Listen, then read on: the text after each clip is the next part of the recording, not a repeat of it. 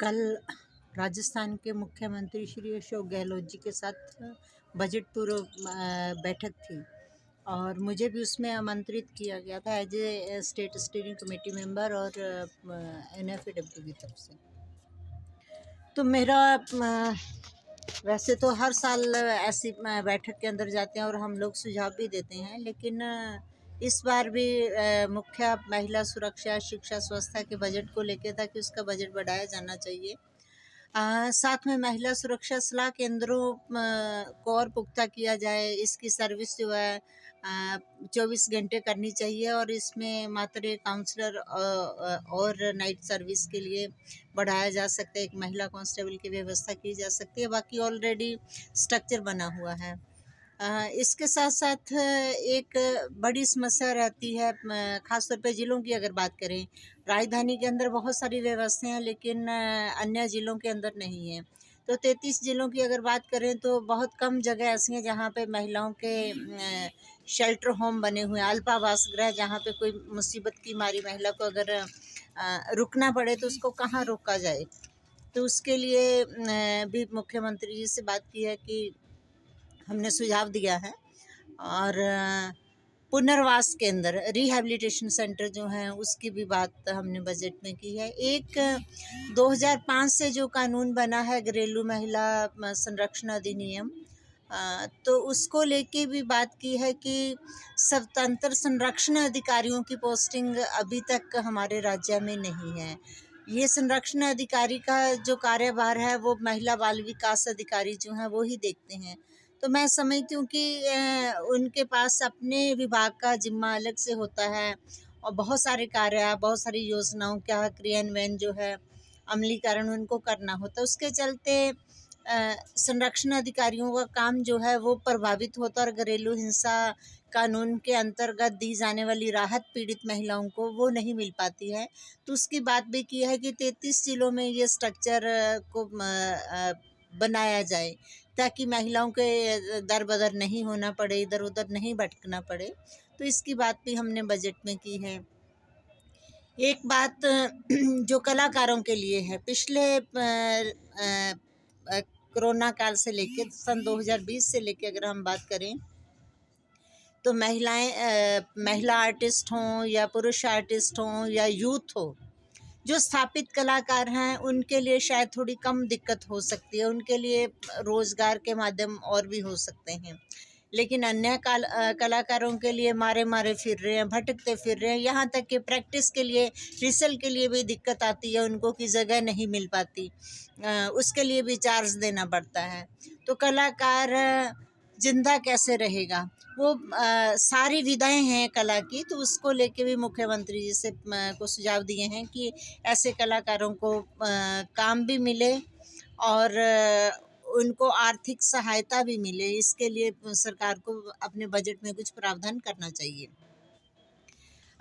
इसके अलावा और कई मुद्दे थे जिन पे हमने बात किया। कपल शेल्टर होम हमेशा से हमारी एक मांग रही है।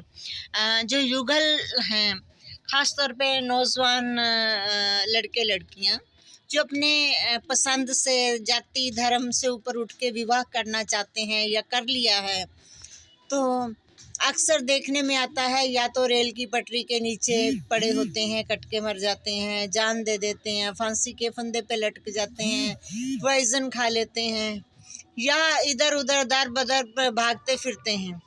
तो मुझे लगता है कि इसका हरियाणा और पंजाब की तर्ज पे कपल शेल्टर होम बनाए जाने चाहिए। बेटा बेटी किसी के भी हों, अपनी जान से नहीं जाएं, अपनी ज़िंदगी जिएं। नहीं विचार मिलते ना सही, लेकिन अपनी ज़िंदगी जिएं। तो इसको लेके भी हमने बात किया, क्योंकि महिला शेल्टर होम तो राजधानी में कई सारे हैं, कई सारी संस्थाएं भी काम करती हैं इसको लेके, लेकिन जिला स्तर पे कुछ नहीं है। लेकिन राज्य स्तर पे भी अभी तक कोई कपल शेल्टर होम नहीं है। जब हरियाणा और पंजाब की सरकार ऐसे कपल शेल्टर होम बना सकती है, उनको प्रोटेक्शन दे सकती है, तो राजस्थान के अंदर भी इस तरह की बात होनी चाहिए। तो इसको लेके भी सुझाव दिया है। जो दुर्घटनाएं होती हैं वो किसी के भी साथ हो सकती हैं, और किसी का भी प्रियजन जो है उसमें अपनी जान से चला जाता है। लापरवाही चाहे किसी की भी हो, तो उनकी रोकथाम के लिए भी सरकार से को सुझाव दिया है। इसके अलावा हमारा यूथ, जिस तरह के आजकल मामले आते हैं, जब बार बार हम बेटियों के प्रोटेक्शन की बात करते हैं, उनकी सुरक्षा की बात करते हैं, दुष्कर्म रोकने की बात करते हैं, आखिर करता कौन है? हमारे अपने ही घरों के लोग होंगे ना वो, हमारा ही किसी का भाई, बेटा, पिता, रिश्तेदार, परिजन, मित्र होगा। तो उसकी रोकथाम के लिए युवाओं के लिए ऐसे प्रशिक्षण कार्यक्रम जहाँ पे वो नियम, कायदा, व्यवहार, ऐसा इंस्टीट्यूशन डेवलप किया जाए जिसमें इस तरह की ट्रेनिंग उनको दी जाए कि उनका बिहेवियर कैसा होना चाहिए, इससे लोगों को कितनी तकलीफ़ होती है, लोग किस पीड़ा से गुज़रते हैं, ना जिंदा ना मरे हुए। तो उसको लेके भी प्री बजट बैठक के अंदर सुझाव दिया है। किसानों की कर्ज माफ़ी का सवाल काफ़ी बढ़ा है, उसको लेके बात की है। एक बात खेती किसानी को लेके और भी थी कि जो खेती हर मजदूर हैं, चाहे महिलाएं हैं, पुरुष हैं, जो भी हैं, आपकी फसल जब खेत में पकती है, आप लावनी काटते हैं या नरमा कपास की चुगाई होती है, तो मैं समझती हूँ कि किसान के खेत में अगर मौसम की मार नहीं पड़ी, आंधी, ओले, बारिश, उससे बच गया, तो जो खेती हर मजदूर है उनको भी मजदूरी मिल जाएगी। लेकिन अगर किसान के खेत में कुछ नहीं हुआ या उसकी ही फसल बर्बाद हो गई, ऐसी स्थिति में किसान तो बर्बाद हुआ ही हुआ, लेकिन जो खेती हर मजदूर है उसको तो कुछ भी नहीं मिलता। उसका चूल्हा जो है वो 2 टाइम उस जले, उसकी रोजी रोटी का सवाल जो है उसको लेके सामाजिक आर्थिक जो है सुरक्षा, पुख्ता सुरक्षा, उसमें बजट में कोई प्रावधान हो, इसकी बात भी हमने हमारे संगठन की तरफ से मुख्यमंत्री जी को सुझाव दिया है।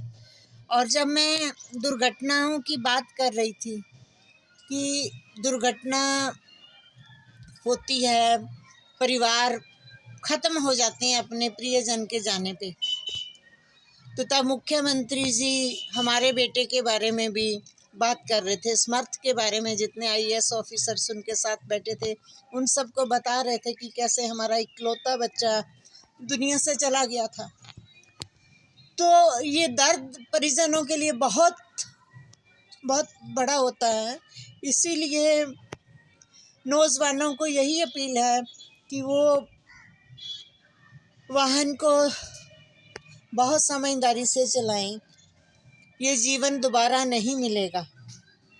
आप अपने सपने रहेंगे दुनिया में तभी तो पूरे कर पाएंगे, तभी उन ख्वाबों को हकीकत में बदल पाएंगे, तभी अपने माता पिता के लिए, अपने प्रियजनों के लिए कुछ कर पाएंगे। तो इसलिए आपका जीवन बेशकीमती है और आप उसको भी बचाएं और दूसरों को भी बचाएं।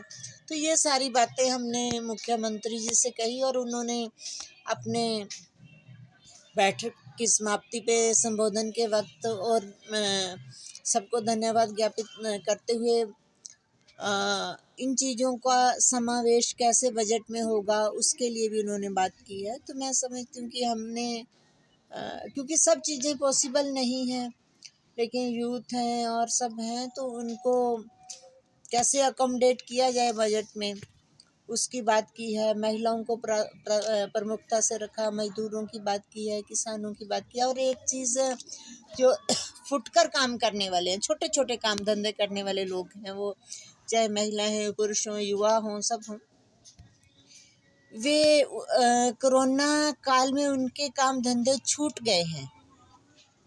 क्योंकि बाहर जब सड़क पे काम करने बैठते हैं तो पुलिस भगाती है, उनको दौड़ाती है, या मोर देन टाइम जन कर्फ्यू, जन अनुशासन या कोरोना गाइडलाइन की पालना और समय की पाबंदी, ये सब चीज़ें होती हैं तो उनका चूल्हा चौका बहुत मुश्किल से चल पाता है। आजीविका का साधन कोई और नहीं है, तो जहाँ कहीं किसी फैक्ट्री कारखाने में 20 लोग काम करते थे तो वो मालिक ने भी छंटनी करके 5 को रखा, 15 को हटा दिया। तो वो लोग कहाँ जाएंगे, कैसे जिएंगे, कैसे सरवाइव करेंगे, अपने परिवार का पालन पोषण कैसे करेंगे। तो इसके लिए भी सुझाव मुख्यमंत्री जी को दिया है कि वो बजट के अंदर कैसे इसका समावेश भी करें और उन लोगों का भी ध्यान रखें जो हाशिए पे धकेले हुए हैं। जितना बन सका हमने वो सुझाव वही दिए हैं जो जिन पे कुछ क्रियान्वयन हो सके, कुछ अमल हो सके, जो बजट में समा सके। तो यही सारी बातें थी, तो मुझे लगा कि आज आपसे साझा करना चाहिए, तो इसीलिए मैं आपसे बात कर रही हूँ। बहुत बहुत धन्यवाद। जय हिंद, इनकलाब जिंदाबाद।